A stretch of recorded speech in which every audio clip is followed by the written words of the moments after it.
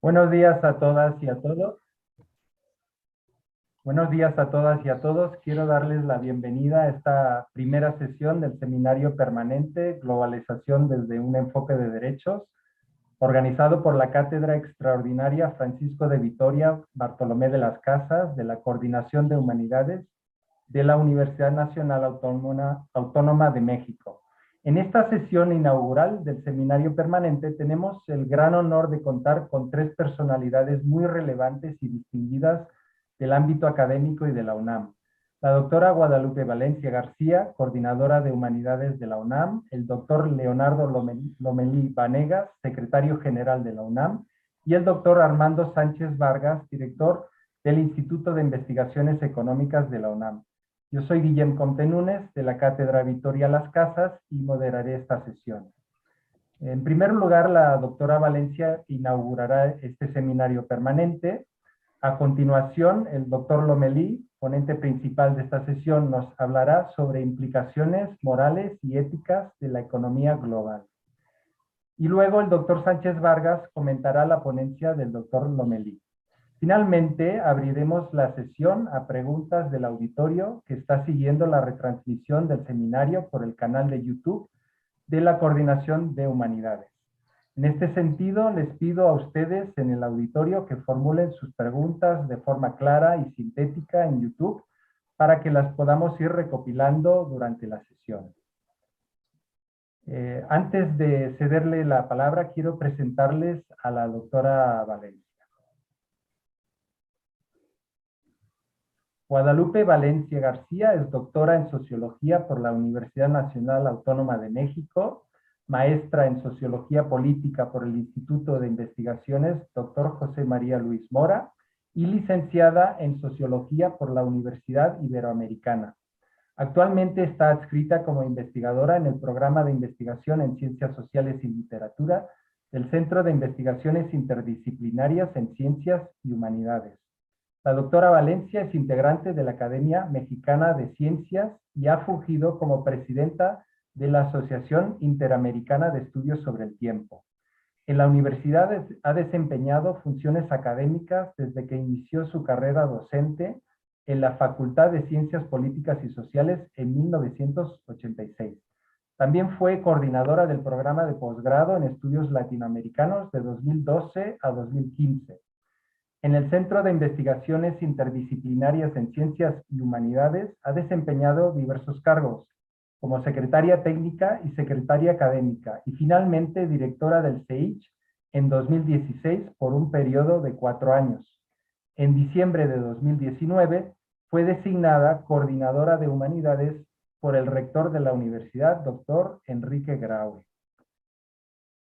Adelante, doctora Valencia, Muchísimas tiene la gracias. palabra.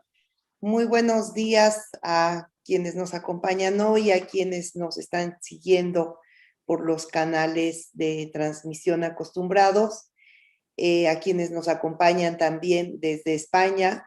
Saludo con gran gusto y agradezco la presencia y participación como ponente del doctor Leonardo Lomelí, el conferencista inaugural. Un honor y un gran lujo tener al doctor Lomelí aquí. Secretario general, decía, de nuestra universidad, y el doctor Armando Sánchez, director del Instituto de Investigaciones Económicas, quien estará a cargo de los comentarios a la conferencia. Agradezco la invitación y felicito por la iniciativa de este seminario permanente que bajo el título Globalización desde un enfoque de derechos diseñó el doctor Guillem Comte en el marco de la Cátedra Extraordinaria Francisco de Vitoria Bartolomé de las Casas. Me congratulo por la calidad académica de nuestros invitados y también por dar inicio hoy a este seminario que tiene como objetivo constituir un espacio para la consideración de problemas de dimensión global con el fin de desentrañarlos en diálogo con el paradigma de derechos y ofrecer pistas sobre su resolución.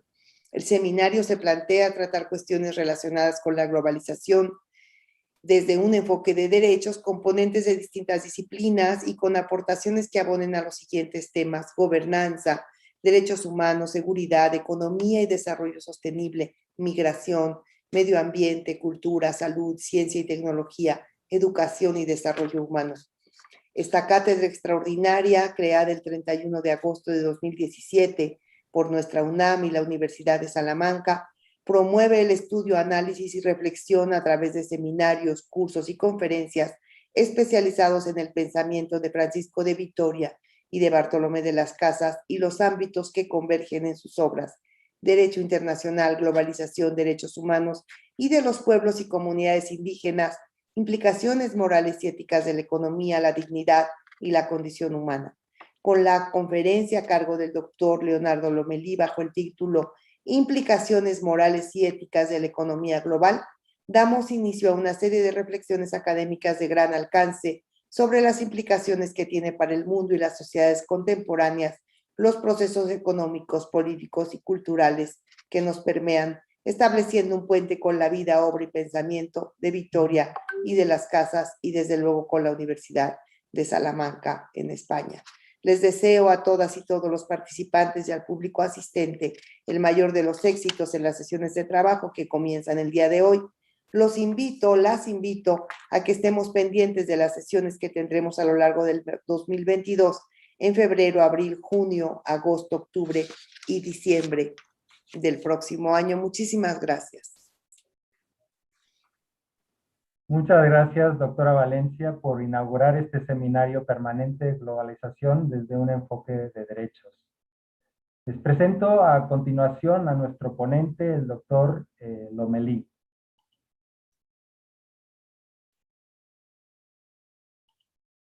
Leonardo Lomelí Vanegas es licenciado en Economía por la Facultad de Economía de la UNAM y maestro y doctor en Historia por la misma universidad.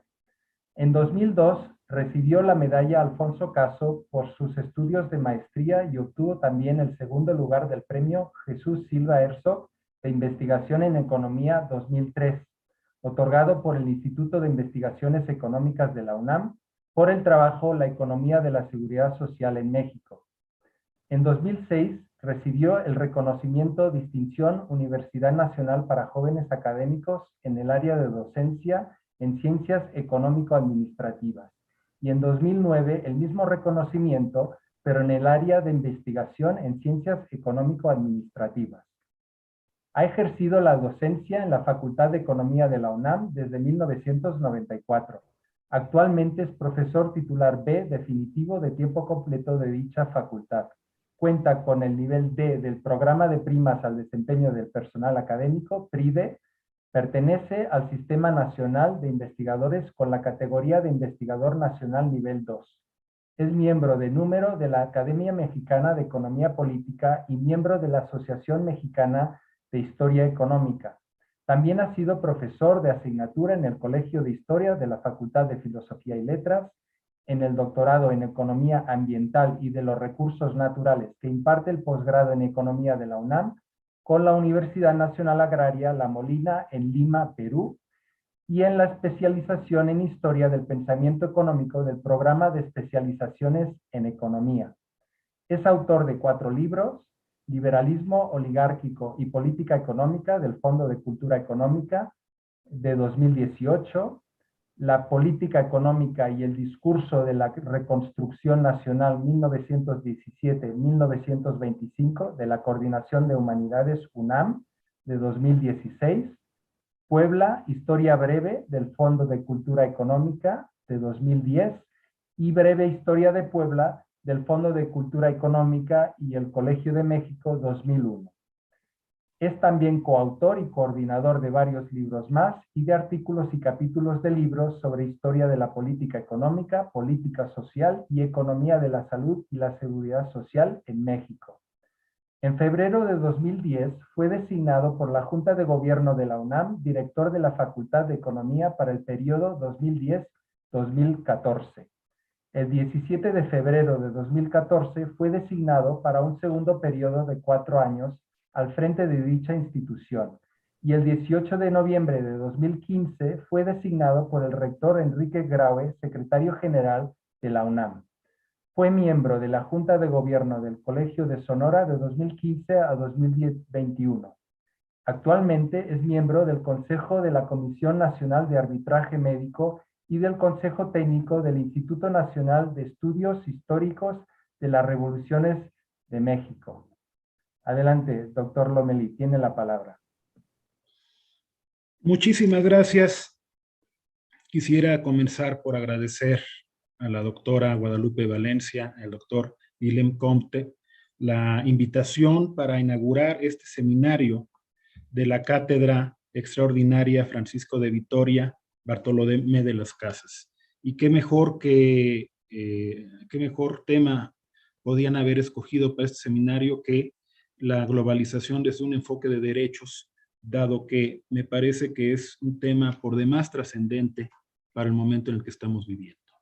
A mí se me ha pedido que hable en particular sobre el tema implicaciones morales y éticas de la economía global, un tema que da para muchas reflexiones. Yo trataré de centrarme en los temas que me son más cercanos. Pocas frases me parecen tan esclarecedoras de las implicaciones morales y éticas de la economía global como lo es el subtítulo de un libro publicado hace unos 10 años por el Premio Nobel de Economía Joseph Stiglitz. El 1% de la población tiene lo que el 99% necesita. En los últimos 100 años, la humanidad ha logrado más avances científicos que los acumulados en los siglos precedentes. Contamos con los recursos humanos y materiales para resolver la mayor parte de los problemas económicos y sociales de la población mundial.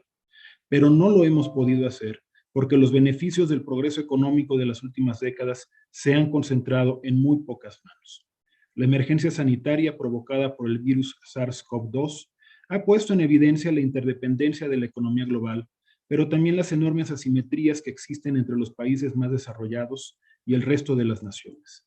Por si fuera poco, los patrones de crecimiento que hemos seguido han impactado en el clima del planeta y ponen en riesgo los ecosistemas, la actividad económica y la vida misma de las siguientes generaciones. La fragilidad del sistema económico mundial, que ha sido evidenciada por las crisis de 2008-2009 y de 2020-2021, se debe en gran medida a la excesiva concentración del ingreso y la riqueza que ha propiciado la intensificación del fenómeno que conocemos como globalización. Dicho fenómeno alude, en su dimensión económica, a la creciente interdependencia entre las economías nacionales por su vinculación cada vez más intensa a los mercados mundiales de bienes, servicios y capitales.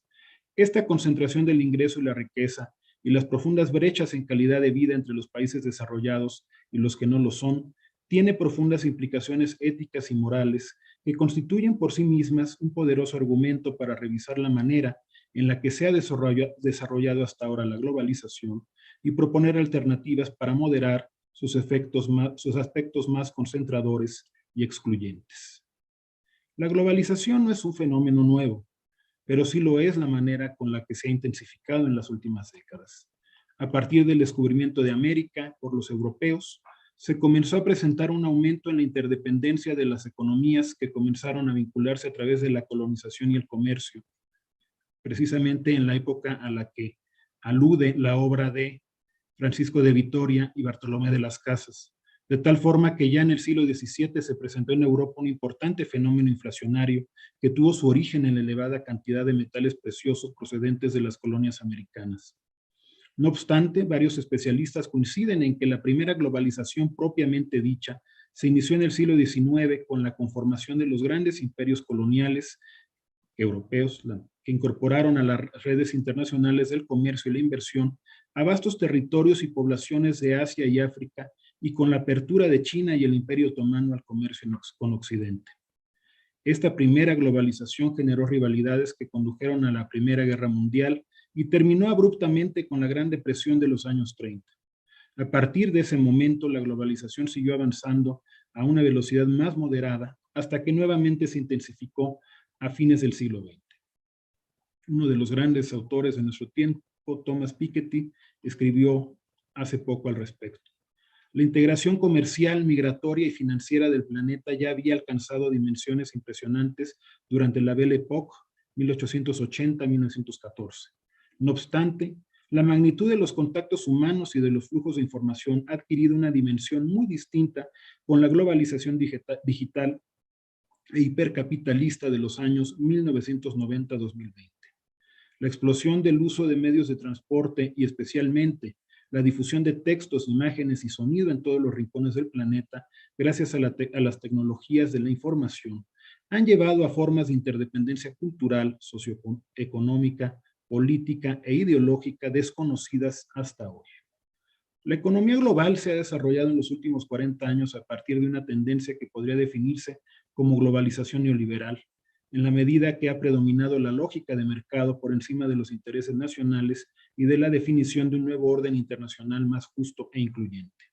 Esta intensificación de la globalización fue de la mano del ascenso en los principales centros de poder político y económico del planeta, de la influencia de las ideas del neoliberalismo.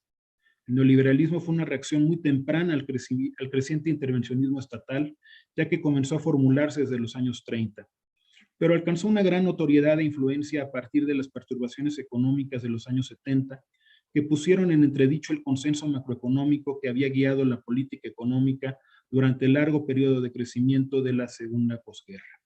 La coexistencia de fenómenos de estancamiento e inflación, que desafiaban al enfoque hasta entonces dominante en la economía, abrió la puerta a nuevas explicaciones que criticaban la excesiva intervención estatal y proponían una desregulación de los mercados y la privatización de empresas públicas para lograr una asignación más eficiente de los recursos.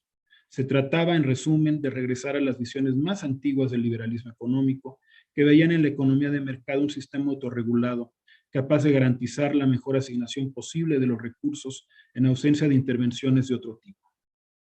Hay, sin embargo, una contradicción de origen de la globalización neoliberal con la economía liberal en la que dice apoyarse. Si bien es cierto que el liberalismo económico está a favor de eliminar las trabas a la movilidad de los bienes, servicios y factores de la producción, la globalización neoliberal ha puesto énfasis en la liberalización de los flujos internacionales de bienes, servicios y capitales, pero no en la liberalización de los flujos internacionales de personas. Por el contrario, el mundo desarrollado ha puesto trabas crecientes a la migración, sobre todo a la de personas no calificadas. La paradoja reside en que buena parte de los beneficios que ofrecía la globalización neoliberal, como la convergencia entre los ingresos y salarios de la población de los países que participan en los mercados globales, no se materializan debido principalmente a que las restricciones a la movilidad de las personas no lo permiten. Pocos hechos como este son tan ilustrativos del carácter excluyente que ha asumido la globalización neoliberal de los últimos años. Uno de los principales problemas que subyacen en la globalización neoliberal es la premisa fundamental de que el libre funcionamiento de los mercados conduce al mejor resultado socialmente posible. Esta premisa subyace en el enfoque dominante del pensamiento económico y parte de la idea de que el mercado es una institución capaz de armonizar el interés individual con el de la sociedad. Uno de los principales problemas que ha enfrentado desde su origen la economía es pasar por alto que la armonía entre ambos tipos de interés solamente se presenta cuando se cumplen una serie de supuestos que son difícilmente observables en la vida real. De ahí el abismo que se presenta entre las promesas de la globalización neoliberal y sus resultados. Permítaseme ahora una pequeña digresión sobre precisamente la contradicción que se da en la economía convencional entre individualismo y el bien común.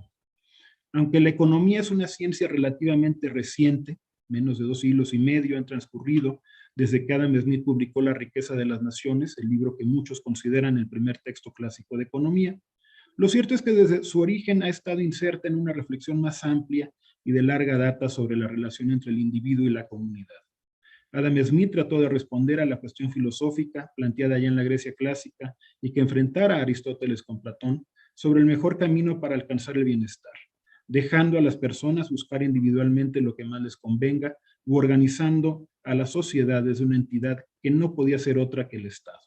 Smith llegaba a una conclusión similar a la de Aristóteles. Platón era, por el contrario, más bien partidario de que se organizara desde el Estado.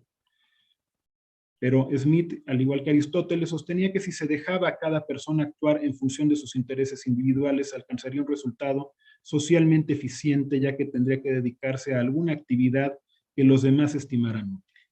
Las personas buscarían dedicarse a aquellas funciones para las que se consideran más aptos y al hacerlo, atenderían una necesidad social sin proponérselo, como si los guiara una mano invisible, como dice la famosa metáfora de Smith, que no es otra cosa que las fuerzas del mercado, la interacción entre la oferta y la demanda.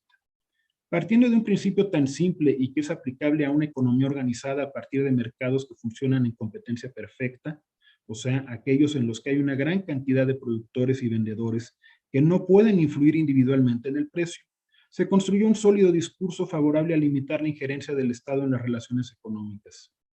La idea de que el sistema económico se autorregula y funcione mejor entre menos injerencia haya en el libre funcionamiento de los mercados, cobró fuerza y se convirtió en la base de la política económica liberal.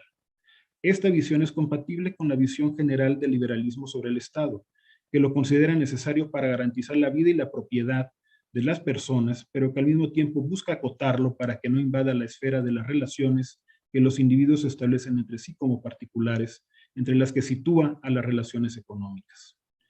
Hay dos grandes problemas sociales con profundas implicaciones morales y éticas que deja de lado la idealización de la economía de mercado como el mejor sistema económico posible. El problema de la distribución del excedente social y el no menos grave problema de las externalidades, situaciones en las que el interés individual entra claramente en conflicto con los intereses de la sociedad. El primero fue advertido por Marx y constituye la base de su crítica a la economía política. Por su parte, el no menos grave problema de la pobreza se encuentra estrechamente relacionado con el de la desigualdad. Si bien se puede ser pobre en una sociedad muy igualitaria y puede darse el caso contrario de que no haya pobreza en países con una alta concentración del ingreso, como algunos casos de grandes países productores de petróleo en el Medio Oriente, lo cierto es que históricamente la pobreza y la desigualdad son dos fenómenos que suelen retroalimentarse. El segundo problema es cada vez más visible en el desastre ambiental que estamos viviendo. Es necesario no perder de vista que a Smith y a la mayoría de sus seguidores, los economistas políticos clásicos, les interesaba encontrar el mejor sistema económico posible para alcanzar la prosperidad general. En ese sentido, el adecuado funcionamiento de los mercados era la solución para la pobreza que se desprendía de su análisis. Una economía de mercados competitivos entraría en un círculo virtuoso de crecimiento y elevación constante del nivel de vida mediante la profundización en la división del trabajo, que elevaría la productividad y con ello la producción, la riqueza nacional, los salarios, el ingreso de las familias y el consumo, lo que constituiría un nuevo estímulo para profundizar aún más la división del trabajo y alimentar así un proceso de crecimiento económico con sucesivas mejoras en los salarios reales y por consiguiente en los niveles generales de existencia. En el planteamiento original de Smith, este proceso podía ser ininterrumpido si se eliminaban las restricciones a la actividad económica. El análisis sobre el crecimiento de la población que introdujo unos años después Malthus y que condujo a los economistas clásicos posteriores a Smith a la conclusión de que el crecimiento económico estaba limitado por la disponibilidad de tierras adecuadas para la producción de alimentos, terminó con el optimismo inicial de la economía política clásica y fue determinante para que la economía se convirtiera en la llamada ciencia lúgubre en el siglo XIX, al llegar a la conclusión de que cuando se agotara la frontera agrícola se detendría el crecimiento económico y la economía llegaría a un estado estacionario. Hoy sabemos que subestimaron el progreso técnico, como también en su momento lo señalara Carlos Marx. El problema de la pobreza llevó a John Stuart Mill, el último gran economista clásico, a realizar una reflexión sobre las posibilidades de redistribuir el ingreso. En una economía que no crece, la pobreza solo puede reducirse a través de una redistribución del ingreso, por lo que Stuart Mill planteó los fundamentos de una política fiscal redistributiva, en la cual los impuestos sobre las herencias, al gravar directamente la riqueza, deberían ser preferidos a los impuestos sobre la renta y estos a su vez deberían preferirse a los impuestos sobre el consumo, ya que los impuestos sobre la renta son proporcionales al ingreso de las personas y pueden ser progresivos a medida que aumenta el ingreso, en tanto que los impuestos al consumo se aplican sin importar la capacidad de pago del consumidor. La redistribución del ingreso sería de esta forma la solución para los principales problemas sociales mediante una política de asistencia social operada por el Estado y la impartición de educación pública gratuita a las clases menesterosas. El enfoque general tenía que ver con la corrección de situaciones que impiden el buen funcionamiento de los mercados, sin que la intervención del Estado genere incentivos negativos al esfuerzo individual y al trabajo. Stuart Mill terminó reconociendo que el buen funcionamiento de los mercados no bastaba por sí solo para corregir algunos de los problemas sociales más acuciantes, en particular la pobreza y la desigualdad.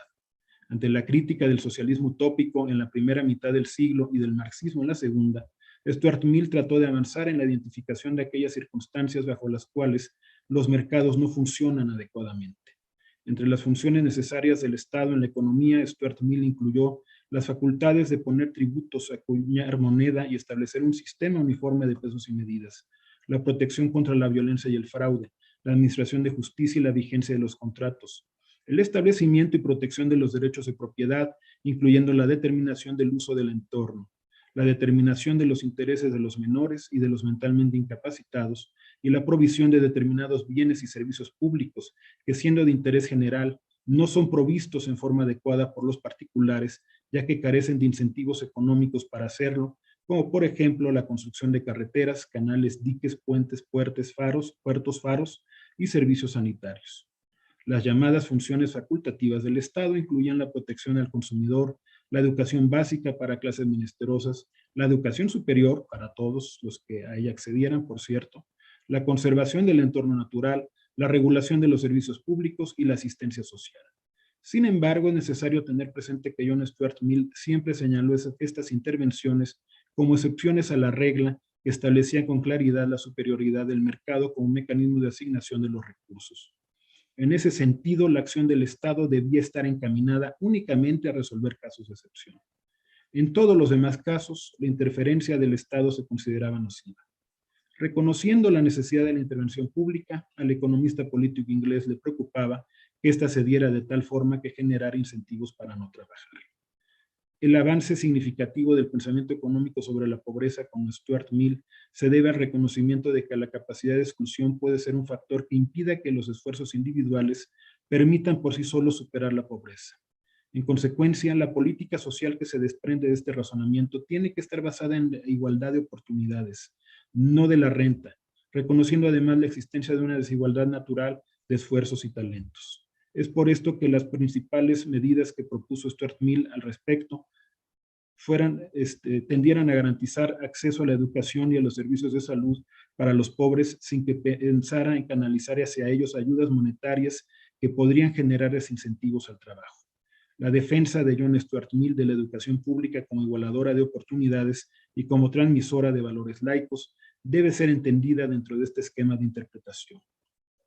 Al introducir la discusión sobre las funciones del Estado, el economista y filósofo político inglés planteó una agenda de investigación que sería retomada por varios autores, desde los institucionalistas americanos de fines del siglo XIX y principios del XX, como Thorstein Veblen a la cabeza, hasta los intentos por construir a partir de la economía neoclásica una teoría de las fallas del mercado que constituye la columna vertebral de la economía del bienestar. La historia de estas importantes corrientes del pensamiento económico ameritaría en sí misma una reflexión aparte. Basta decir que la complejidad del pensamiento de Stuart Mill sobre esta cuestión sigue siendo, a casi 150 años de su muerte, muy sugerente. El surgimiento de la economía del bienestar durante las primeras décadas del siglo XX constituyó una aportación fundamental que si bien fue parcialmente opacada por la revolución keynesiana, en el largo plazo sentó las bases para el desarrollo de la economía pública y de las herramientas fundamentales del análisis económico aplicado al diseño y evaluación de políticas sociales. La economía del bienestar trató de conciliar la preocupación fundacional de la disciplina por el bienestar general con el modelo de equilibrio general planteado por León Walras en la segunda mitad del siglo XIX.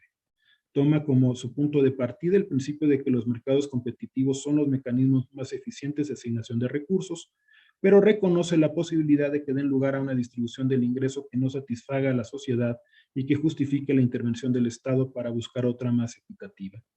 También reconoció la existencia de externalidades, situaciones en las cuales los costos privados de producción no coinciden con los costos sociales, como por ejemplo cuando se produce contaminación al producir o consumir un bien. Una de las aportaciones más importantes de John Maynard Keynes consistió en demostrar algo que antes que él, Malthus y Marx ya habían advertido. La tendencia secular del capitalismo al desequilibrio y no al equilibrio, como clásicos y neoclásicos sostenían, basados en la noción de la economía como sistema autorregulado. Otra fue la posibilidad de influir en las actividades económicas a través de las políticas monetarias y fiscales. Y una particularmente importante para los fines que nos ocupan fue situar la función social del gasto público en una posición central para garantizar no solamente el crecimiento económico, sino el bienestar de la población.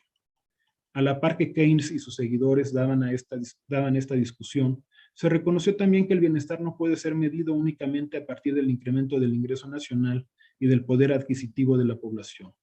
El concepto de desarrollo se fue ampliando para incluir no solamente el crecimiento de los niveles de ingreso nacional y por habitante, sino el acceso a un conjunto de bienes y servicios que comenzaban a generalizarse en los países económicamente más avanzados.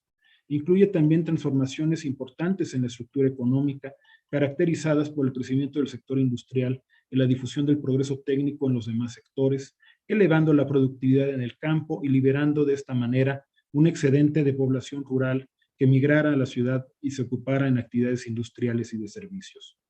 La teoría del desarrollo se ocupará entonces no solamente del tema del crecimiento, sino de los cambios en la estructura demográfica, de la relación entre los principales sectores de actividad económica, de las transformaciones sociales que estos cambios traen consigo y sobre todo de la mejora continua de los niveles de vida de la población.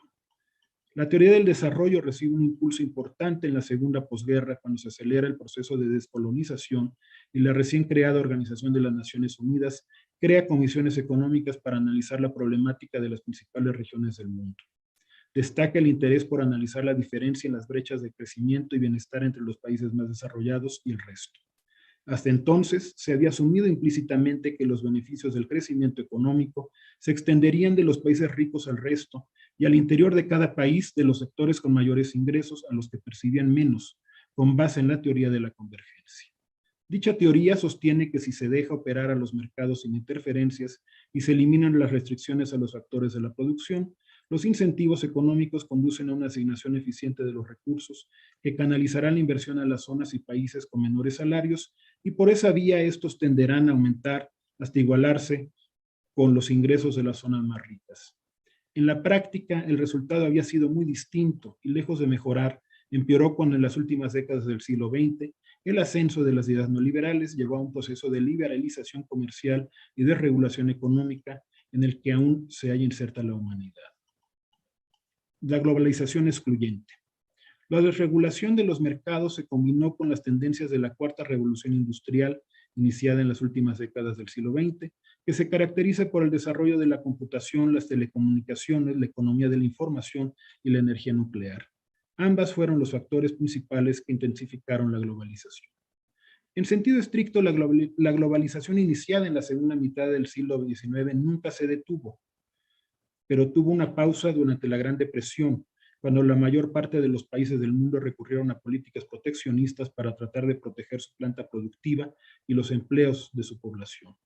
Posteriormente, continuó de manera gradual y razonablemente gobernada por las instituciones económicas creadas al final de la Segunda Guerra Mundial, hasta los años 70, cuando diversas perturbaciones económicas relacionadas con el creciente déficit fiscal de varios gobiernos y la creación de la Organización de los Países Exportadores de Petróleo, la OPEP, generaron un clima propicio para el ascenso de posiciones conservadoras, críticas del intervencionismo estatal y favorables a la restauración de los mecanismos de libre mercado que, en su opinión, habían sido distorsionados, dando lugar a resultados ineficientes. Esta desregulación, combinada con los procesos tecnológicos en curso que permitían que el mundo se encontrara cada vez mejor comunicado y que la población accediera a flujos de información crecientes, aceleraron el proceso de globalización.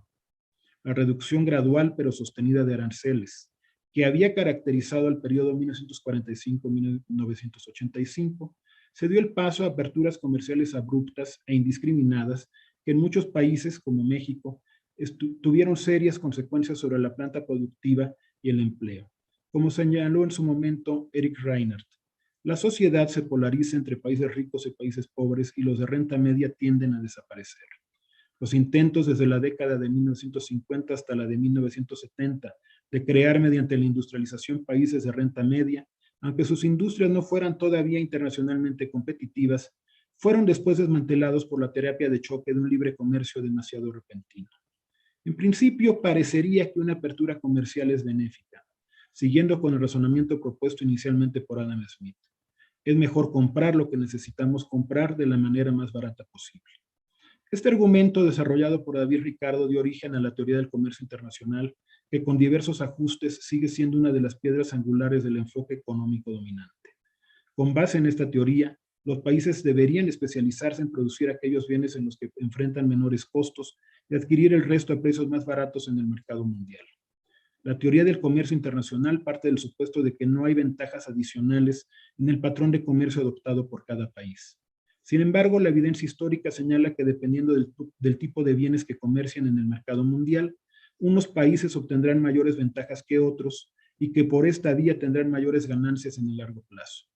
Este ha sido el caso de los países que se han especializado en la exportación de bienes manufacturados respecto a aquellos que se han dedicado principalmente a exportar materias primas. La forma en la que evolucionan los precios de ambos tipos de bienes en el largo plazo implica una ganancia a favor de aquellos países que se especializan en la producción de bienes manufacturados y servicios especializados, lo que constituye un mecanismo adicional de concentración del ingreso entre los países, como lo demostró en su momento Raúl Prebisch. La principal evidencia de que en los hechos la teoría del comercio internacional no explica el funcionamiento de los mercados globales es el hecho de que ningún país se ha desarrollado practicando en todo momento el libre comercio. Como señaló Eric Reinhardt, los países ricos tienden a instigar a los países pobres a aplicar teorías que ellos mismos nunca han seguido y probablemente nunca seguirán. El caso más paradigmático en ese sentido es el de los Estados Unidos, que siguió una política económica abiertamente proteccionista hasta que se convirtió en la potencia dominante y asumió el papel que el Reino Unido había desempeñado anteriormente como principal defensor del libre comercio. De esta manera, la apertura comercial por sí misma no tiene un efecto positivo en los países que la practican, sino va acompañada de otras políticas que ayuden a mitigar sus efectos negativos de corto plazo. Pero si además va acompañada de una liberalización de capitales, puede tener como resultado que las grandes empresas dirigen sus inversiones a los países con abundancia de mano de obra y menores salarios para aumentar su tasa de ganancia y de esta manera, también los trabajadores de los países desarrollados terminan siendo afectados por la manera en la que se gestiona la apertura. Como lo advirtió Stiglitz, la forma en la que se ha gestionado la globalización ha conducido de por sí a unos salarios todavía más bajos porque se ha reducido al mínimo la capacidad de negociación de los trabajadores. Con una elevada movilidad de capital y con unos aranceles bajos, las empresas sencillamente pueden decirle a los trabajadores que si no aceptan unos salarios más bajos y unas peores condiciones de trabajo, la compañía se trasladará a otro lugar. El economista egipcio Samir Amin, recientemente fallecido, señaló que la intensificación de la globalización era en gran medida una respuesta del capital para revertir las conquistas sociales de la segunda posguerra. La relocalización de la producción mundial mediante el desplazamiento de los procesos intensivos en mano de obra a los países en desarrollo cumplió el doble propósito de eludir el pago de salarios y prestaciones del primer mundo y también beneficiarse de regímenes fiscales más blandos.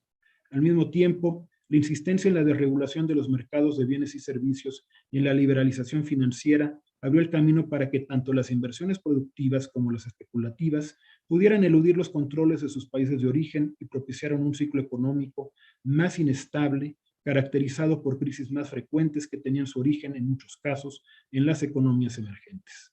La gran paradoja que encontró Samir Amin era que el crecimiento económico y el avance tecnológico alcanzado durante el periodo de aceleración de la globalización, iniciado en las últimas décadas del siglo XX, había generado una concentración de los recursos aún mayor que la precedente. Potencialmente, decía Samir Amin, el grado de conocimiento científico y técnico alcanzado hoy permitirá resolver todos los problemas materiales del conjunto de la humanidad. Pero la lógica que transforma el medio en fin, la ley del beneficio y la acumulación, ha producido a la vez un despilfarro gigantesco de dicho potencial y una desigualdad en el acceso a los resultados como no se ha conocido en toda la historia.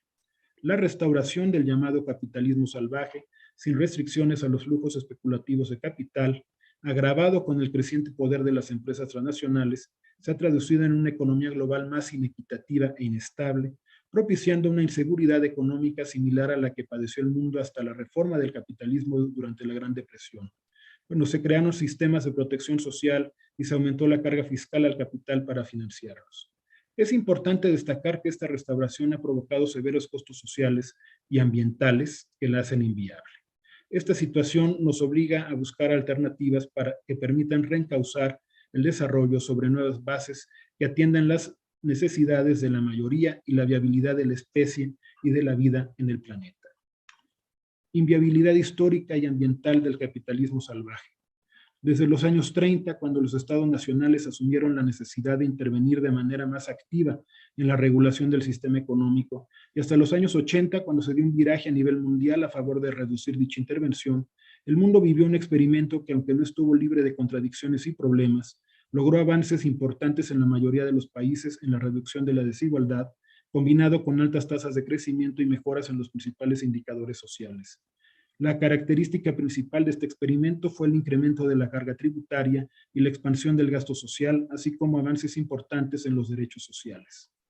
Las perturbaciones económicas de los años 70 propiciaron una revisión y una fuerte crítica de las políticas económicas de inspiración keynesianas que habían predominado en la segunda posguerra. La salida que propusieron los economistas más liberales a la crisis de los años 70 fue una restauración de los mecanismos del mercado y una reducción del intervencionismo estatal.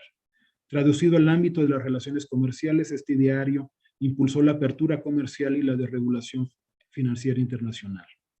Fue así como se intensificó una globalización que en sentido estricto nunca se había detenido, pero que había sido gobernada hasta entonces por las instituciones multilaterales pactadas en Bretton Woods por los aliados, antes del fin de la Segunda Guerra Mundial, el Fondo Monetario Internacional, el Banco Mundial y el Acuerdo General sobre Aranceles y Comercio, el GATT, sustituido en 1995 por la Organización Mundial de Comercio.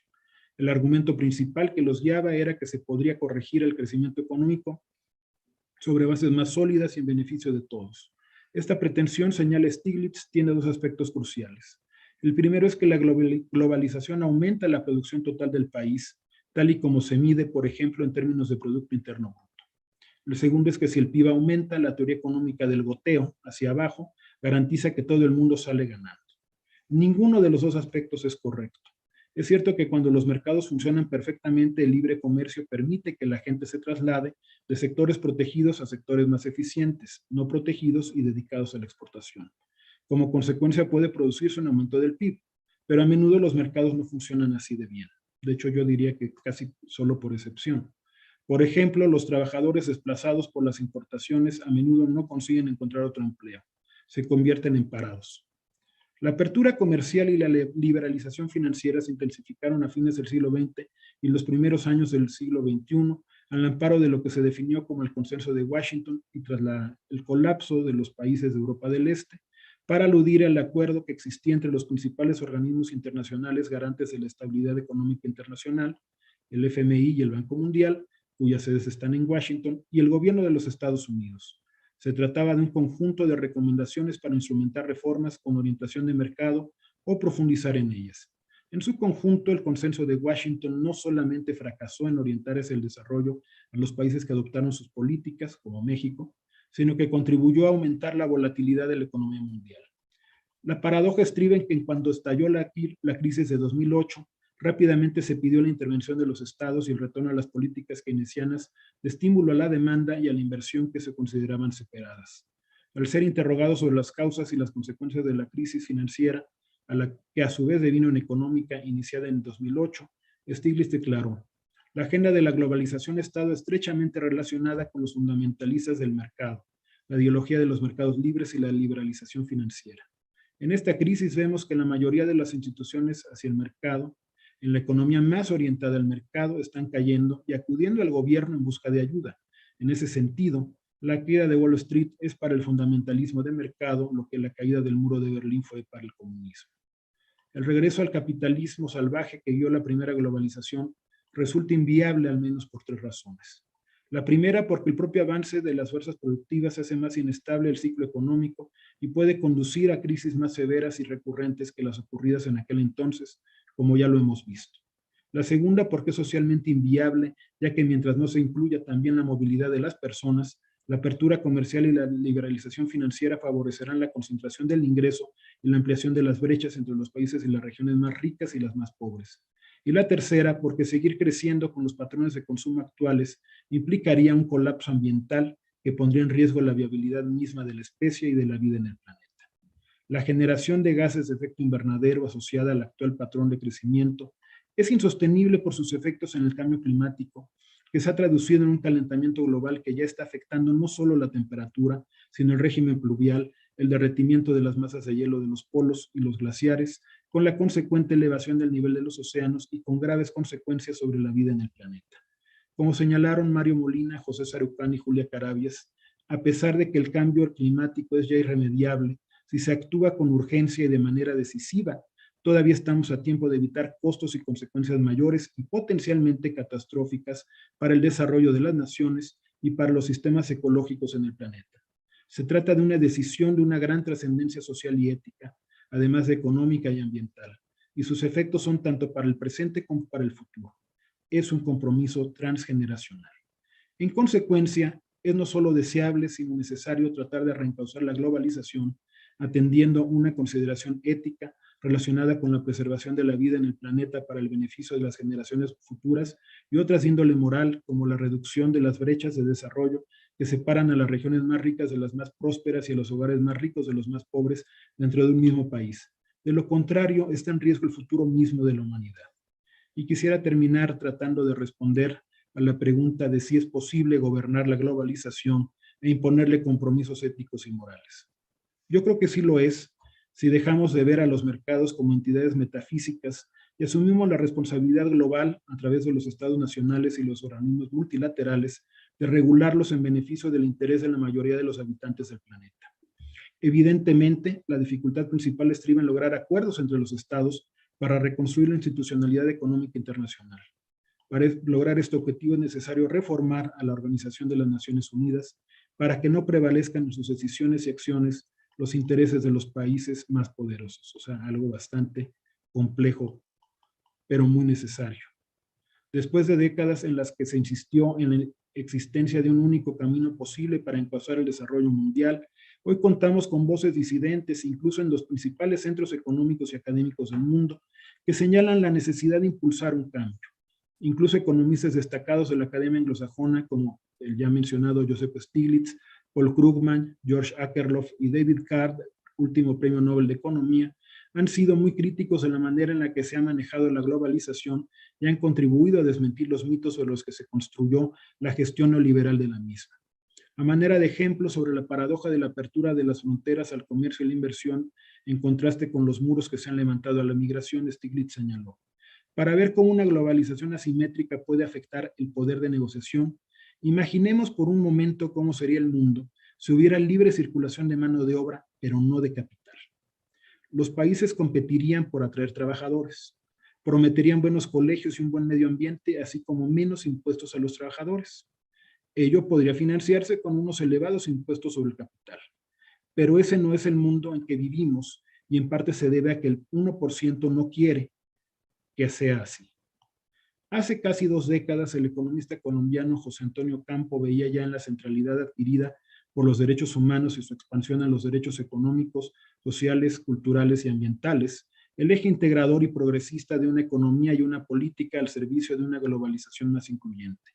En su opinión, es la única forma de que la política social esté subordinada a la política económica y se le asigne una función meramente compensatoria. Coincido con él cuando señala: la búsqueda de mayores niveles de bienestar para la población exige un crecimiento económico dinámico, pero este resulta insuficiente cuando los patrones de desarrollo económico generan tendencias distributivas desfavorables, como una y otra vez lo ha reiterado la experiencia latinoamericana. En estas condiciones, la política social, por acertada que sea, no puede corregir estas tendencias adversas.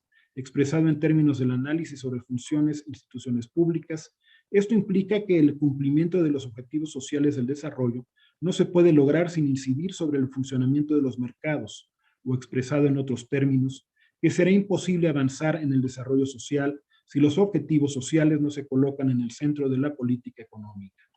Frente a las tendencias hasta hoy dominadas por las fuerzas centrífugas de la competencia global, hoy más que nunca es necesario generar visiones de largo plazo, incluyentes y afirmativas de la cohesión social.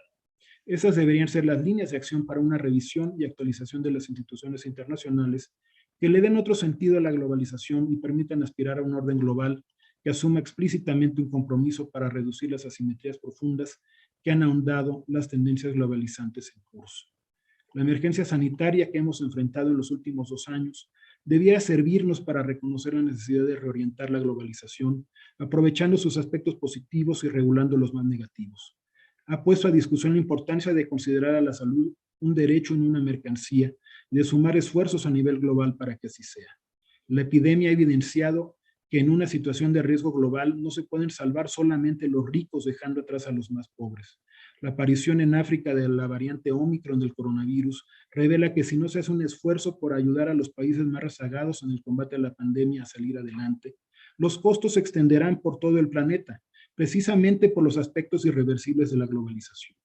En el largo plazo, ese reconocimiento debiera comprometernos a buscar, como lo propone Angus Deaton, que el acceso a la salud ya no sea un factor adicional de ampliación de la desigualdad entre países y al interior de los mismos. Eaton contrasta así los avances con los rezagos en materia de salud y nutrición en el mundo.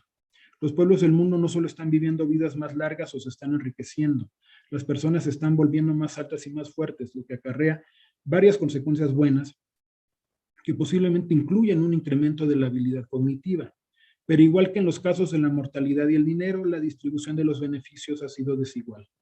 Así que, aun cuando un gran número de personas ha realizado su escape, millones más se han quedado atrás, de lo que se deriva un mundo de diferencia en el cual la desigualdad es visible, incluso en el cuerpo de las personas. La propuesta del presidente de Estados Unidos, Joe Biden, de crear un impuesto global que grave a las transnacionales es claramente un paso adecuado en la dirección de gobernar la globalización para alcanzar una mejor distribución de los recursos. Pero para lograr construir una globalización más incluyente se requiere una reforma del sistema de gobernanza global que ponga en el centro de los objetivos mundiales la mitigación de los efectos negativos del cambio climático y acciones encaminadas a reducir la desigualdad entre los países. No son objetivos fáciles de alcanzar, porque los equilibrios entre el Estado y el mercado en el capitalismo siempre han sido inestables.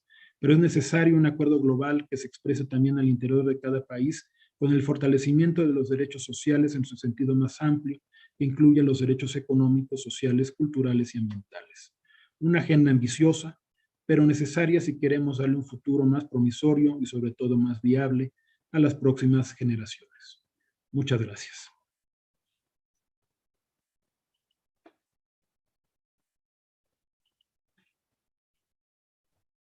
Pues muchísimas gracias por su excelente ponencia, doctor Lomelí.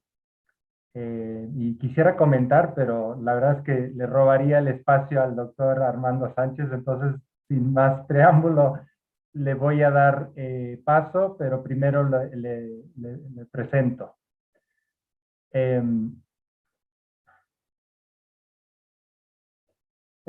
Armando Sánchez Vargas es licenciado en Economía, egresado de la Facultad de Estudios Superiores Acatlán, maestro y doctor en esa disciplina por la Facultad de Economía de la UNAM. Realizó un Master of Arts en Economics en el Instituto Politécnico de Virginia, Estados Unidos. Actualmente es investigador titular C de tiempo completo del Instituto de Investigaciones Económicas. Cuenta con nivel D del PRIDE y es integrante del Sistema Nacional de Investigadores nivel 2. El doctor Sánchez fue designado director del Instituto de Investigaciones Económicas para el cuatrienio 2018-2022. Sus principales líneas de estudio son pobreza, cambio climático, energía, macroeconomía, productividad industrial y econometría. Es titular de la Coordinación de Análisis Macroeconométrico Prospectivo del Instituto de Investigaciones Económicas. Ha sido responsable de 11 proyectos de investigación, corresponsable de 3 y colaborador en 11 con financiamiento nacional e internacional. Recibió el reconocimiento Distinción Universidad Nacional para Jóvenes Académicos en Investigación en 2011 y el Premio Universidad Nacional en el área de docencia en 2017. Fue merecedor de becas para estancias de indagación y actualización por 5 universidades internacionales, la Ford Foundation y el Grupo Santander. Adelante, doctor Sánchez Vargas, tiene la palabra. Muchas gracias, doctor Guillén. Gracias por la invitación a este evento tan importante en términos del análisis que se requiere hoy día para todos los países a nivel global. Voy a comentar el excelente documento presentado por el doctor Leonardo Lomelí, que está titulado Implicaciones morales y éticas de la economía global. El documento que nos presentó el doctor Lomelí tiene como eje conductor identificar y discutir las implicaciones éticas y morales de la globalización neoliberal. En este documento, el doctor concluye que el modelo ha conducido a una enorme concentración del ingreso y la riqueza y que ha ampliado las profundas brechas en la calidad de vida entre los países a nivel global. Además, ha predominado la lógica del mercado global por encima de los intereses nacionales y de las mayorías, y que, en consecuencia, se requiere actualmente un nuevo orden internacional más justo e incluyente. Así, en este documento destaca que por cuestiones éticas y morales se debería de revisar la manera en la que se ha desarrollado hasta ahora la globalización y se debe hacer un esfuerzo para proponer alternativas que moderen sus aspectos más concentradores y excluyentes. Así, el doctor Leonardo Lomelí abre la puerta a la posibilidad de pensar, de repensar una reconfiguración del capitalismo actual que permita generar un bienestar global. En el documento también se hace mucho énfasis en contextualizar la actual globalización neoliberal, haciendo un recorrido histórico muy interesante y enriquecedor sobre los aspectos históricos del liberalismo económico, yendo desde Val Ras, Adam Smith, Mills, etc. Y se hace énfasis en la idea de que las visiones originales y más antiguas del liberalismo de hace 3 siglos veían a la economía de mercado como un sistema autorregulado capaz de garantizar la mejor asignación posible de los recursos.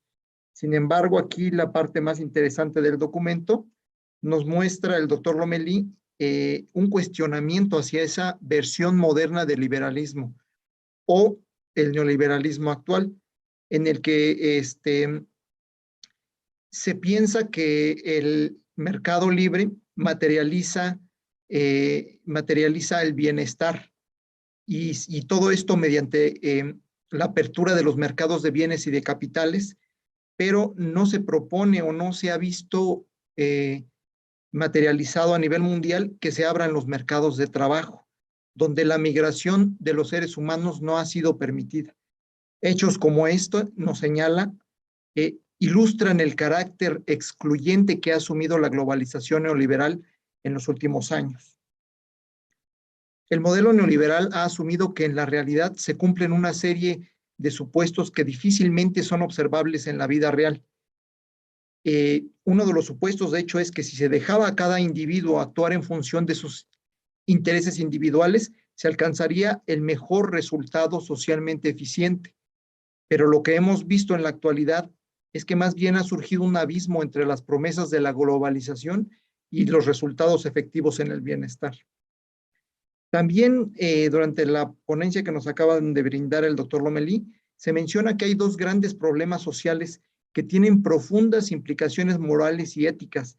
El primero, el problema de la injusta distribución de la riqueza. Y el segundo, y tampoco un problema menos grave, el de las externalidades, situaciones en que el interés individual entra claramente en conflicto con los intereses de las mayorías. Yo me atrevería a afirmar que la contribución más importante de este documento es la idea de que la restauración del capitalismo salvaje ha provocado severos costos sociales y ambientales, lo que lo hacen inviable al sistema capitalista tal cual como se está funcionando hoy día, y la obligación a nivel internacional de buscar alternativas a este capitalismo que permitan reencauzar el desarrollo sobre nuevas bases, que atiendan a las necesidades de las mayorías y que hagan viable la vida en el planeta. De hecho, profundizar en la ruta del capitalismo salvaje como hasta hoy día se ha funcionado el sistema global resulta inviable por 3 razones que menciona el documento. La primera razón que lo hace inviable es que el avance de las fuerzas productivas hace más inestable al ciclo económico y podría conducir a crisis más severas en el futuro. En segundo lugar, nos sugiere que mientras no se incluya la movilidad de las personas, la apertura comercial y la liberalización financiera favorecerán aún más la concentración del ingreso y la ampliación de brechas. En tercer lugar, los patrones de consumo actuales implicarían un colapso ambiental que pondría en riesgo la viabilidad de la especie humana y de la vida en el planeta. En consecuencia, el doctor Lomelí concluye que es necesario tratar de reencauzar la globalización atendiendo una consideración ética relacionada con la preservación de la vida en el planeta para el beneficio de las generaciones futuras y otras de índole moral, como la reducción de las brechas del desarrollo que separan a las regiones más ricas de las más prósperas. De no suceder esto, estaría en riesgo el futuro mismo de la humanidad. Finalmente, me gustaría enfatizar en que uno de los valores agregados más importantes de esta reflexión que nos presenta el doctor Lomelí se puede sintetizar en la siguiente pregunta que él nos acaba de plantear ahorita. ¿Es posible gobernar la globalización e imponerle compromisos éticos y morales? La conclusión más importante es que sí, pero solo si dejamos de ver a los mercados como entidades metafísicas y asumimos la responsabilidad global a través de los estados nacionales y los organismos multilaterales de regular todo esto en beneficio del interés de la mayoría de los habitantes del planeta. Lograr construir una globalización más incluyente requiere una reforma del sistema de gobernanza global que ponga en el centro los objetivos mundiales, la mitigación de los efectos negativos del cambio climático y acciones encaminadas a reducir la desigualdad entre países. Entonces, en general, me parece que hay una contribución muy, muy importante de las reflexiones del doctor Lomelí en términos de que es inviable pensar que se debe de profundizar el neoliberalismo globalizador que ha predominado hasta la fecha. Y entonces ahí, en consecuencia de esta inviabilidad, se requiere reencauzar la globalización. Y sobre todo, la pregunta que está en el aire es ¿cómo imponerle compromisos éticos y morales a la globalización? ¿Cómo se puede hacer que la globalización sea más incluyente? Y finalmente, una pregunta con la que me gustaría terminar mi intervención y que sería muy, muy interesante escuchar la opinión del doctor Lomelí, es ¿cómo imaginar cómo debería ser la reforma del sistema de gobernanza global actual, hacia dónde deberían de ser los cambios para que podamos paliar estas injusticia distributiva y esta desigualdad que ha promovido el neoliberalismo globalizador. ¿Hacia dónde deberíamos de pensar que deberían de ser los cambios en este sistema de gobernanza global para que pudiera ser más incluyente? Con eso concluyo mi presentación, felicitando nuevamente al doctor Lomelí por las reflexiones que nos acaba de presentar. Gracias. Muchas gracias por su comentario, doctor Sánchez Vargas. Doctor Lomelí, ¿quiere dar una réplica al comentario del doctor Sánchez Vargas? Muchas gracias. Pues en primer lugar agradecer los generosos comentarios del doctor Armando Sánchez Vargas. Comentar que algunos temas que dejé fuera de la conferencia, porque bueno, pues había que cortar en algún momento y es un tema apasionante. Es crucial la acción de los estados, pero es evidente también que los gobiernos no siempre funcionan bien y bueno, parte de los problemas en la gestión estatal condujeron también a este ascenso del neoliberalismo. Y aquí la sociedad organizada juega un papel muy importante que no hay que perder de vista. Yo creo que la posibilidad real que tenemos de impulsar una agenda hacia los cambios que son necesarios debe de tomar como punto de partida también la participación de la sociedad, de distintas organizaciones que han impulsado varios temas que hoy han influido en la agenda global. Todo esto para tratar de responder la pregunta del doctor Sánchez Vargas de cómo debería ser la reforma del sistema de gobernanza global. Desafortunadamente, desde que entró en crisis el sistema de instituciones económicas diseñada en Bretton Woods a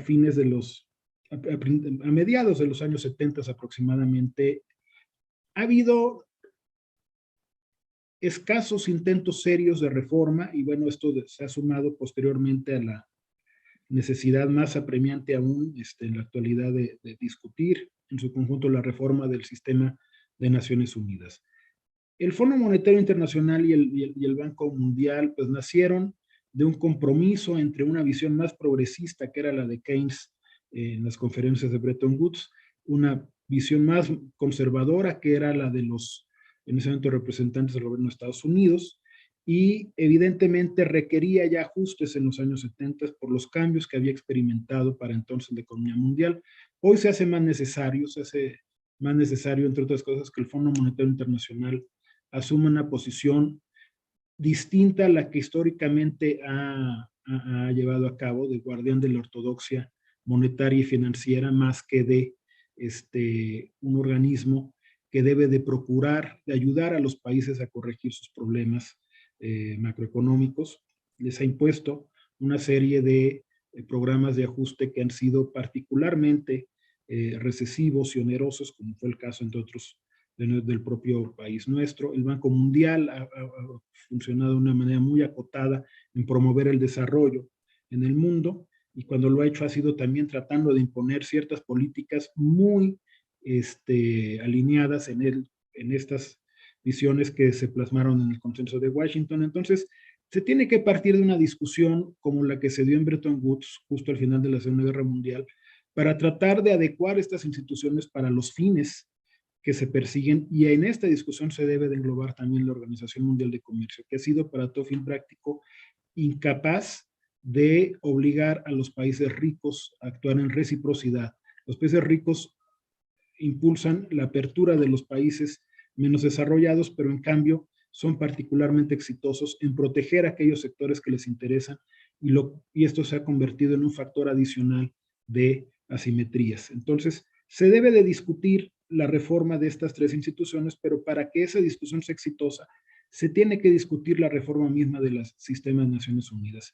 Y yo creo que esto pasa por limitar las atribuciones del Consejo de Seguridad y por discutir también el poder de veto que tienen 5 países en el Consejo, que frena las decisiones incluso de la Asamblea General, que es el máximo órgano en teoría de la propia organización. Es la única posibilidad real que yo veo de construir un nuevo sistema de gobernanza global, que creo que debe de asumir una serie de acuerdos indispensables, entre otras, gravar al capital y los flujos internacionales de capital de una manera que no puedan seguir desestabilizando las economías en desarrollo, y que también les impongan la necesidad de contribuir a alcanzar aquellas metas que se fijen en común las naciones para mitigar la desigualdad, porque estos flujos, gracias a la liberalización comercial, lo que han hecho es beneficiarse de la existencia de paraísos fiscales, buscan especulativamente invertir en aquellos países en los cuales en algunos momentos hay situaciones ventajosas para obtener ganancias rápidas.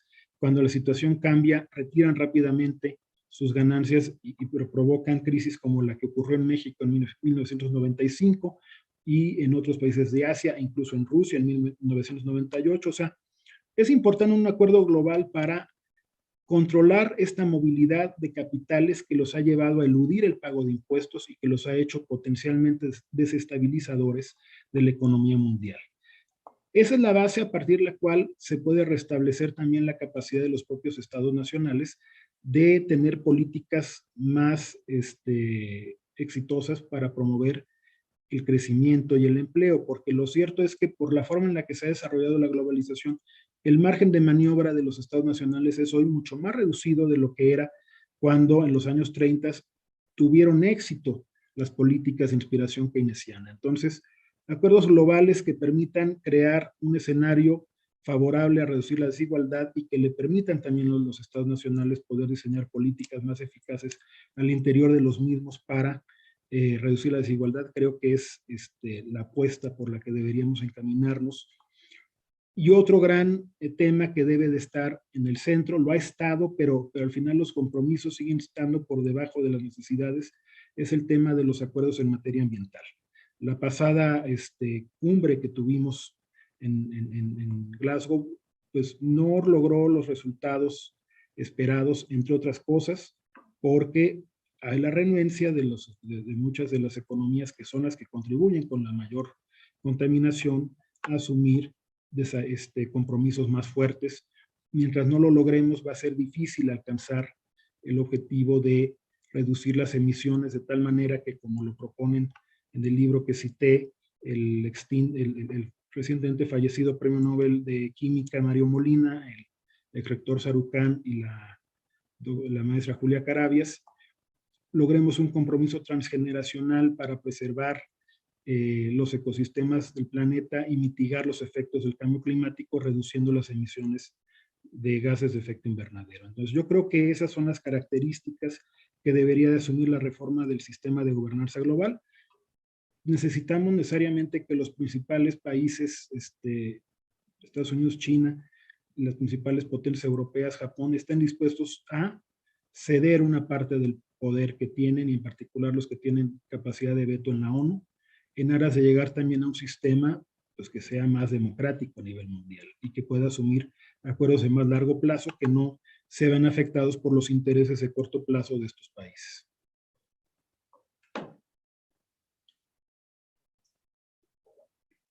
Muchas gracias, doctor Lomelí, doctor Sánchez Vargas. Es momento de dar paso a las preguntas del auditorio que hemos ido recopilando a lo largo de la sesión.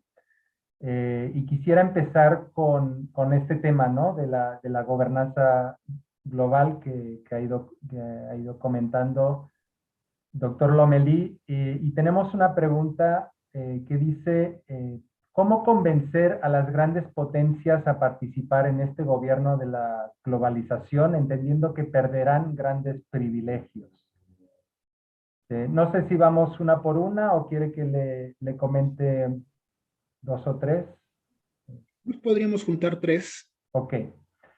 Luego también, en la misma línea de la gobernanza, dice, ¿es viable la gobernanza global expuesta por Nicolás Sartorius?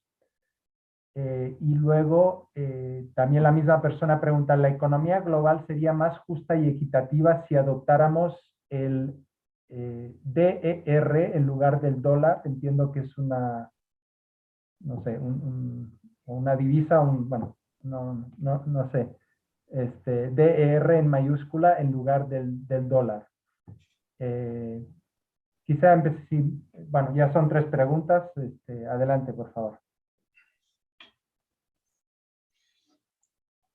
Yo creo que es más fácil convencerlas hoy que hace 30 años, que solo había una gran potencia después de la caída del muro de Berlín. Entre más multipolar sea el mundo, más incentivos tendrá para cooperar hacia la construcción de un orden más estable en el largo plazo. Yo creo que es importante, por supuesto, convencer a Estados Unidos, a China, y bueno, sigue teniendo un peso específico, más militar que económico, la propia Rusia. Entonces, yo creo que al final hay un argumento muy importante para tratar de convencerlos, que todos están padeciendo en menor o mayor medida, y Estados Unidos, pues claramente, la creciente desigualdad que se traduce en mayores flujos migratorios. Es una de las preocupaciones que hoy están impactando a Estados Unidos, pero también a Europa. Yo creo que va por ahí, tratar de convencerlos que la forma en la cual se ha desarrollado la globalización ha generado tales presiones, tales tensiones, que bueno, pues no se puede permanentemente estar levantando muros y no se puede estar presionando a los demás países para que traten de frenar la migración si no se hacen cambios de fondo en el sistema mundial que generen oportunidades a la población para que no tengan que emigrar de esta manera tan desordenada, y al mismo tiempo abriendo ellos mismos las puertas a una migración que puede ser mucho más ordenada, pero siempre y cuando se lleguen a acuerdos entre todos los países. Creo que la apuesta de largo plazo es que la gente no tenga que emigrar por falta de oportunidades en su país, y eso lleva a atacar las razones de la desigualdad en los países. Pero el hecho de lograr acuerdos migratorios que le den mayor certidumbre a las personas para poderse mover por el mundo, como bien lo decía el propio Stiglitz, en sí mismo creo que ayudaría a mitigar los aspectos más favorables de la globalización como la hemos conocido hasta ahora. Y el mejor argumento para convencerlos es que eso daría lugar a un orden económico más estable, pero también mitigaría las presiones migratorias que hoy están enfrentando los países desarrollados. No conozco a detalle la propuesta de gobernanza global de Sartorius, entonces mentiría si ahorita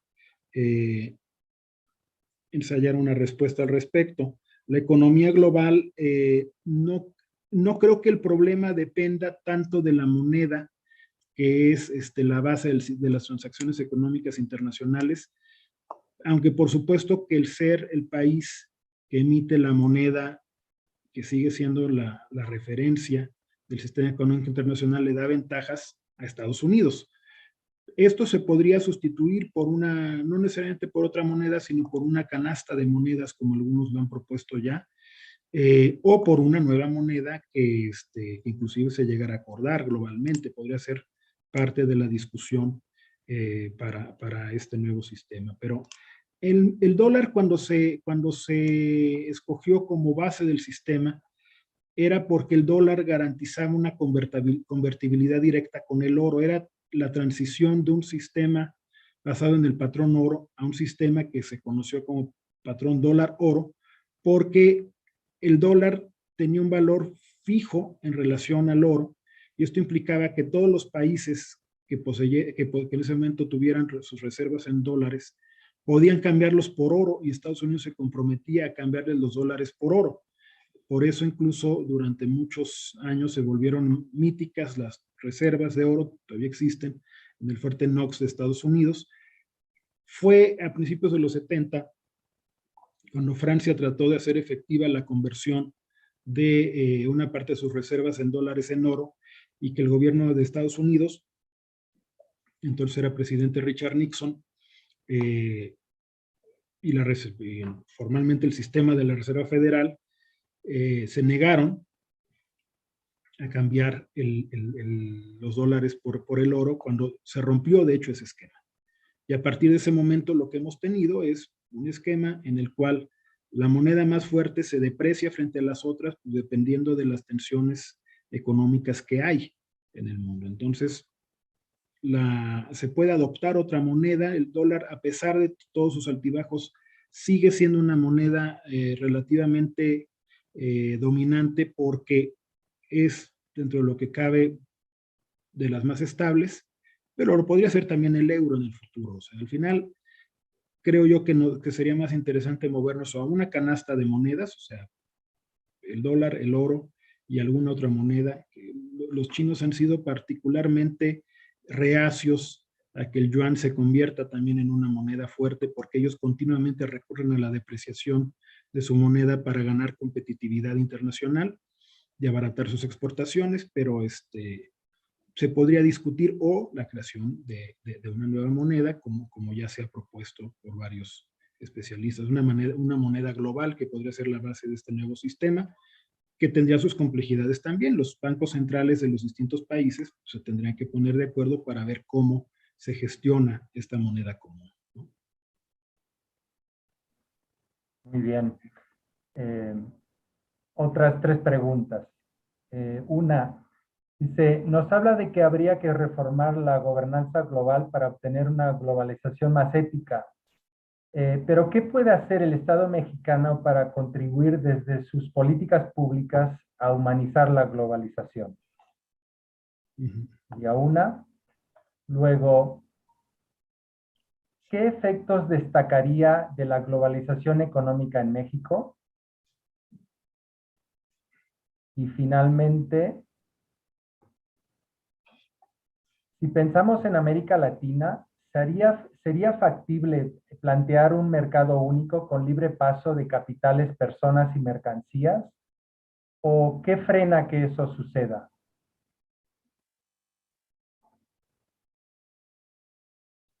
Adelante.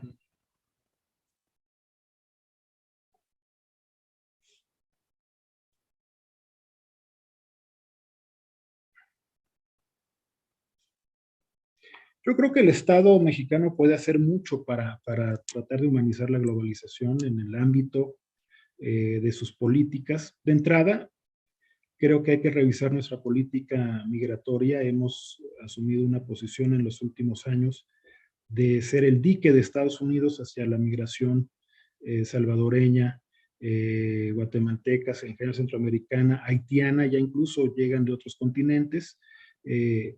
Tendríamos que revisar nuestras políticas porque no podemos nosotros reproducir aquello que en su momento nos ha parecido que es inaceptable por parte de otros países hacia nuestros connacionales. Entonces yo creo que tendríamos que poner el ejemplo nosotros mismos con esta migración, que muchas veces no es migración de destino, es migración de paso, pero de todas formas tendríamos que buscar la manera de tener políticas mucho más humanitarias con los migrantes que llegan a nuestro territorio. Creo también que algo que podría hacer el gobierno mexicano y que es urgente que se haga es pasar en los hechos a la construcción de un sistema de salud realmente universal. Eso cuesta, por supuesto, pero creo que ahí es hacia donde habría que orientar una eventual reforma fiscal y también reasignar las prioridades de gasto. Yo creo que los dos factores que más pueden ayudar a superar la desigualdad en el largo plazo, y no lo digo yo, lo dicen muchos especialistas, lo dice la evidencia empírica, es la inversión en salud y en educación. Y en este caso particularmente la inversión pública. Aspectos destacados de la globalización en México. No podemos negar que la forma en la que se gestionó la apertura, aunque tuvo grandes costos en términos de desaparición de empresas, incluso de varios sectores económicos que llegaron a romperse, cadenas productivas que se habían ido consolidando a lo largo de muchas décadas, también generó un sector exportador muy dinámico.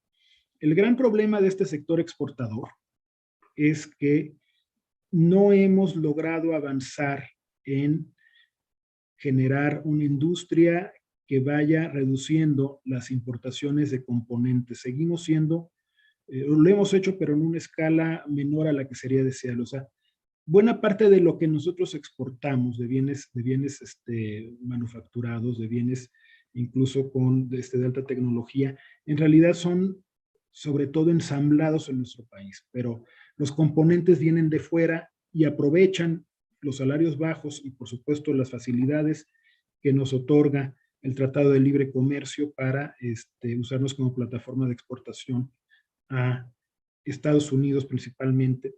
Paradójicamente, la última revisión del Tratado de Libre Comercio, el actual TEMEC, nos obliga a tener un mayor componente regional y eso debería de ayudarnos a hacer un esfuerzo por producir más componentes en México, aumentar el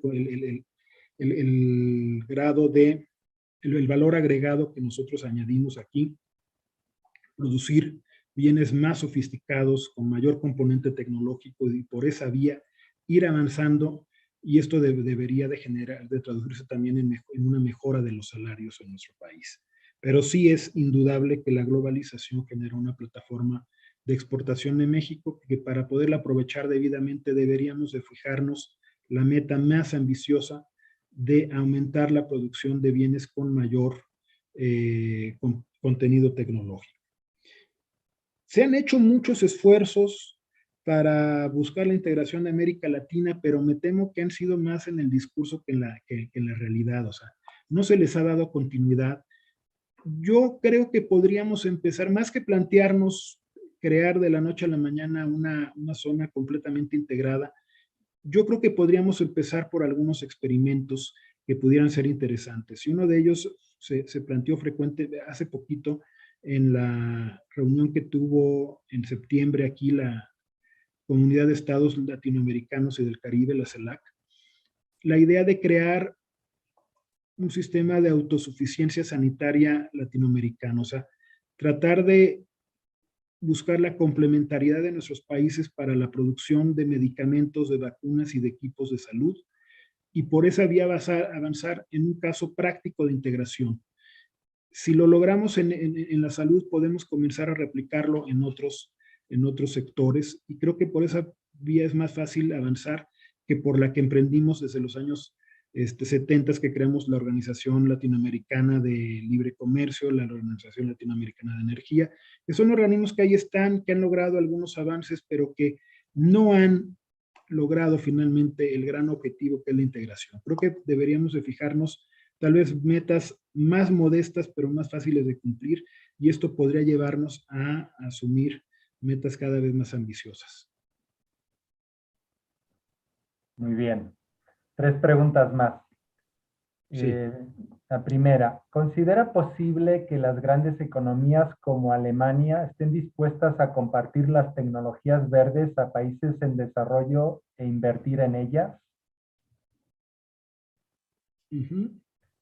Segunda, entendiendo que la participación de las naciones en la ONU es voluntaria, ¿cómo se podría obligar a los participantes a seguir las resoluciones? Es decir, no solo dejándolo en recomendaciones. La tercera, basándose en el caso de Irlanda, ¿sería benéfico para países en desarrollo reducir la tasa de impuestos para potencializar su economía? A ver, esta última otra vez. Sí. Basándose en el caso de Irlanda, ¿sería beneficioso para países en desarrollo reducir la tasa de impuestos para potenciar su economía?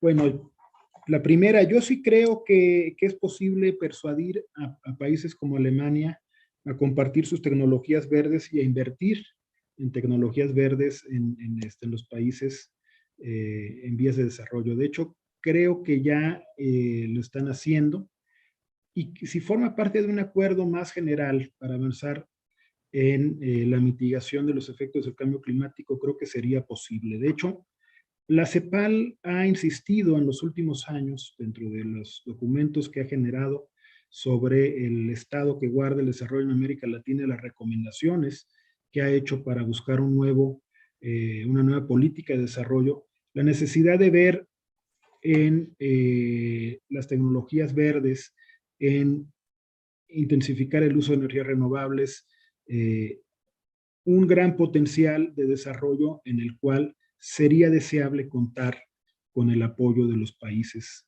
más avanzados en estos temas. ¿Se puede obligar a las naciones a obedecer los acuerdos? Se puede obligar cuando involucran ahora sí que cuando son decisiones que afectan a los demás miembros. En efecto, la ONU no puede ordenarle a un país que no se puede meter en temas estrictamente de política interior, no le puede decir cómo hacer las cosas adentro, pero sí puede tomar acciones e incluso sanciones en aquellos casos en los que afectan a los vecinos. El caso más evidente, por supuesto, ha sido en el caso de los conflictos bélicos, pero no es el único. Entonces, sí se puede obligar, incluso con la normatividad actual de las Naciones Unidas, a los Estados miembros a cumplir con ciertos acuerdos cuando sus acciones afectan a los demás. Evidentemente hay un margen en el que cada estado es soberano, y bueno, pero incluso hay acuerdos internacionales que son obligatorios en materia de, por ejemplo, de derechos humanos al interior de cada país. Y en esos casos se pueden también eventualmente adoptar sanciones a los países que no cumplen con esos acuerdos. Entonces, sí hay un margen en el cual el sistema internacional puede obligar a los Estados miembros a actuar.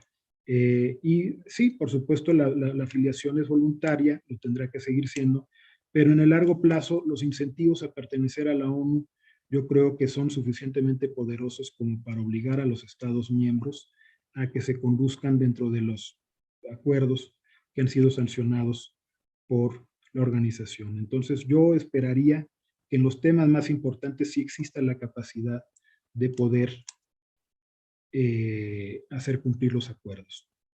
Insisto, hay muchas áreas en las cuales no se puede imponer el punto de vista de la ONU porque son áreas en las cuales los estados son soberanos, pero hay un conjunto de temas en los cuales sí se puede hacer, porque hay incluso acuerdos internacionales en la materia, suscritos por los propios países. O sea, ellos se comprometieron a cumplirlos, en su momento no se les impusieron, ¿no? Y bueno,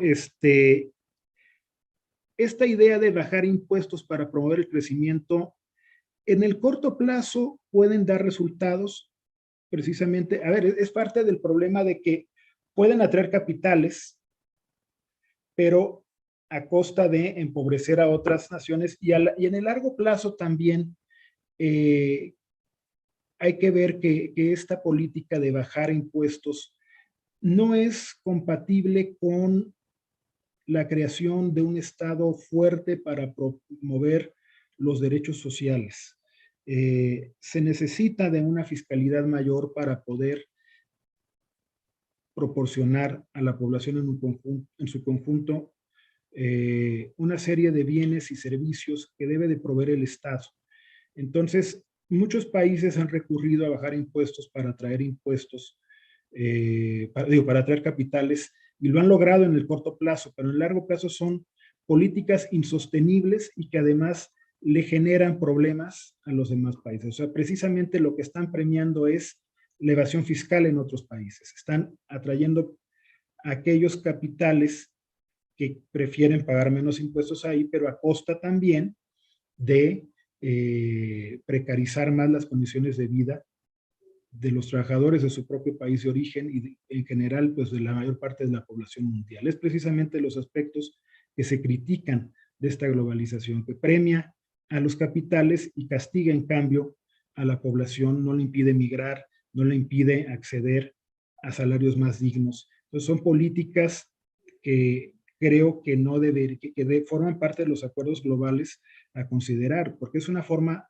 hasta cierto punto de competir por la inversión, bajando los impuestos, pero en el largo plazo eso creo que genera mayores desequilibrios. Y sí, puede generar crecimiento en el corto plazo Irlanda, pero habrá que ver qué tan sostenible es esa política en el largo plazo y también qué consecuencias tiene en materia de igualdad y derechos sociales en Irlanda. Muy bien, pues hasta aquí las preguntas. Doctores, si les parece, si podemos tener un comentario final de cada uno de ustedes antes de cerrar.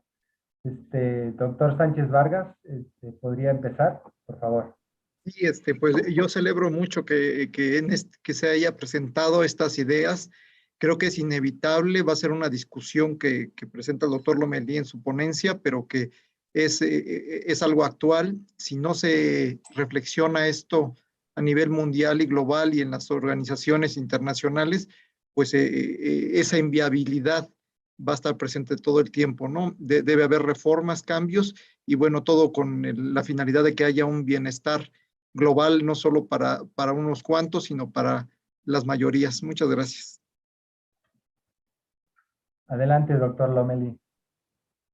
Muchas gracias. Yo quisiera terminar diciendo que ya hemos tenido varias llamadas de advertencia. La primera fue la crisis global de 2008-2009. Fue muy seria, pudo haber sido más grave. Se recurrió a políticas, ahí sí típicamente keynesianas, para rescatar a las empresas, en particular al sector financiero. Y en cuanto salieron de la crisis, volvieron a hacer exactamente lo que saben hacer, a especular. Se negaron a que aumentara la carga tributaria para de esa manera pues resarcir el endeudamiento en el que incurrieron la mayor parte de los gobiernos para rescatarlos. O sea, no rescatados criticaron al que los había salvado. En el caso de Estados Unidos se fueron contra el gobierno del entonces presidente Barack Obama. Y la economía mundial sigue siendo muy inestable. La segunda llamada de atención ha sido la emergencia sanitaria que hemos vivido y que también se expresó en una crisis económica. Si lo vemos, aún aceptando de que el origen de esta segunda crisis económica en una década fue un problema de una epidemia que nadie se esperaba, lo cierto es que revela la fragilidad de la economía mundial y nos advierte de que es inviable seguir en este esquema si no se lleva a cabo una reforma profunda. Si esto le añadimos el retroceso que se experimentó en los últimos años en el cumplimiento de los acuerdos que ya se habían alcanzado en la cumbre de París, en el Acuerdo de París, en materia de reducción de contaminantes, y en gran medida, hay que decirlo, el retroceso se debió pues a las políticas del presidente Trump durante los 4 años que gobernó en Estados Unidos, y nosotros como país tampoco estamos contribuyendo en este momento a alcanzar esos acuerdos, porque estamos apostándole nuevamente, estamos retrocediendo en el apoyo a las energías renovables. Bueno, pues todo esto nos lleva a que hay muchas señales de alarma que deberíamos atender si no queremos llegar a una situación más complicada para el mundo. Entonces, insisto, no son acuerdos fáciles, no va a ser sencillo lograr una reforma en la dirección deseable. Seguramente el resultado final va a dejar todavía muchos problemas que atender, no quedaremos del todo satisfechos, pero hay que emprender pronto una reforma del sistema mundial si no queremos llegar ahí sí ya a una crisis de proporciones aún mayores. Yo creo que todavía estamos a tiempo, pero que ya estas advertencias que hemos recibido nos deberían llevar a reflexionar de que ya no tenemos mucho margen de maniobra para seguir posponiendo esta discusión. Pues esperemos que así sea y que se tomen medidas pronto y sustantivas. Bueno, muy bien. Para cerrar, quiero agradecerle mucho, doctor Leonardo Lomelí, por su ponencia, también al doctor Armando Sánchez Vargas y a la doctora Guadalupe Valencia por haber inaugurado este seminario permanente. También nuestro agradecimiento va a ustedes que han asistido a esta sesión a través de YouTube. Les comento que la segunda sesión del seminario permanente, Globalización desde un enfoque de derechos, tendrá lugar el 18 de febrero del año entrante y que contaremos con la participación de Nayeli Ramírez Hernández, presidenta de la Comisión de Derechos Humanos de la Ciudad de México, quien nos hablará de los derechos humanos en el marco global. Entonces, esperamos encontrarnos, ¿no?, con ustedes en esa fecha. Muchas gracias y buenas tardes. Hasta luego. Gracias.